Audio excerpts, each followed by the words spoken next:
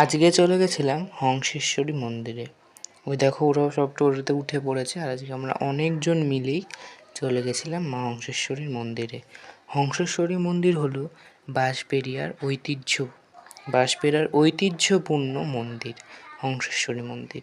আর ওই যে হলুদ রঙের যে বড় রাজপ্রাসাদটা, ওটাই হলো নৃসিংহ দেব যে ছিলেন, অ্যাকচুয়ালি রাজা নৃসিংহদেব, ওনারই রাজবাড়ি ওটা। উনি এই মন্দিরের মূল প্রতিষ্ঠাতা।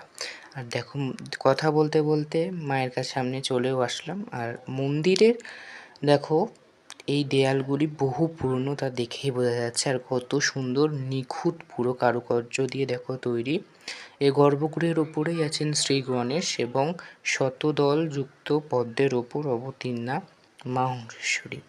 ফুল দিয়ে দেখো মাকে কত সুন্দর, ফুলের মালা ঠালা দিয়ে কত সুন্দর করে মাকে সাজানো হয়েছে। আর এখানে মা একদম শান্ত কোমল, খুব সুন্দর মায়ের এই মূর্তি। তোমরা অবশ্যই আসতে পারো মায়ের এই মূর্তি দর্শনে।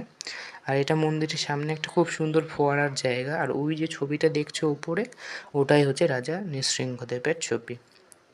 আমরা আস্তে আস্তে চলে যাচ্ছি এবার বিষ্ণু মন্দিরের দিকে। মন্দিরটা পুরোপুরি গোলভাবে পরিক্রমা করতে হয়। আর এই মন্দিরে দেখো চারিদিকেই রয়েছে একটি করে শিবলিঙ্গ পুরো মন্দিরে। আর এখানে একটা বিজ্ঞপ্তি দেওয়া আছে যে বলি প্রথা হতো, আগে বলি হতো হংসেশ্বরী মন্দিরে, তো যেটা এই বছরই সবেমাত্র বন্ধ করে দেওয়া হয়েছে। আর এখানে এটা বাবা মহাদেবের আরও একটা মূর্তি। আর এইটা হচ্ছে টেরাকোটার কাজের ওপর হংসেশ্বরী মন্দিরে হচ্ছে বিষ্ণু মন্দির। আর তার সামনেই রয়েছে এখানে রাধা বল্লভের এই মন্দিরটি, বহু প্রাচীন এই মন্দিরটি। আর এই বিষ্ণু মন্দিরটা পুরোপুরি টেরাকোটা কাজের ওপর তৈরি। দেখো ওখানে অনেক কাজ ভেঙেও গেছে, যেটা আমরা দেখতে পাচ্ছিলাম। এই মন্দিরটার সামনেটা যাব ভেবেছিলাম, কিন্তু গিয়ে আমি গেছিও এবং যাওয়ার পর আমি ভিডিও শ্যুটও করছিলাম দেখো। কিন্তু ওইখানে যে উনি, মানে ওখানে যে গার্ডটা রয়েছেন, উনি খুব রুড বিহেভ করলেন আমাদের সঙ্গে এবং উনি বললেন যে না, ভিডিও করা যাবে না। তো সেই কারণে ভিডিও করতে আমরা পারলাম না, কারণ উনি ভিডিও করতে দিলেন না। কারণ এখানে বারণ ছিল না, কিন্তু জানি না উনি তাও ইচ্ছা করেন এই জিনিসগুলো করেন। ভিডিওটা যখনই আসি তখনই ওরকম করেন, ভিডিও করতে দেয় না। দেখো এখানে চারিদিকে সুন্দর বাগান দিয়ে ঘেরা। আর এটা হচ্ছে মায়ের ভোগশালা যেটা বলে, মানে এখানে মায়ের ভোগ তৈরি হয়। আর ভোগ যখন খাওয়ানো হয় তখন প্রচুর মানুষ এখানে ভোগ খান। তো আমরা বিকেলবেলার দিকে যেহেতু গেছিলাম, সেই কারণে আসলে ওইখানে মানে অতটা ভিড় ছিল না।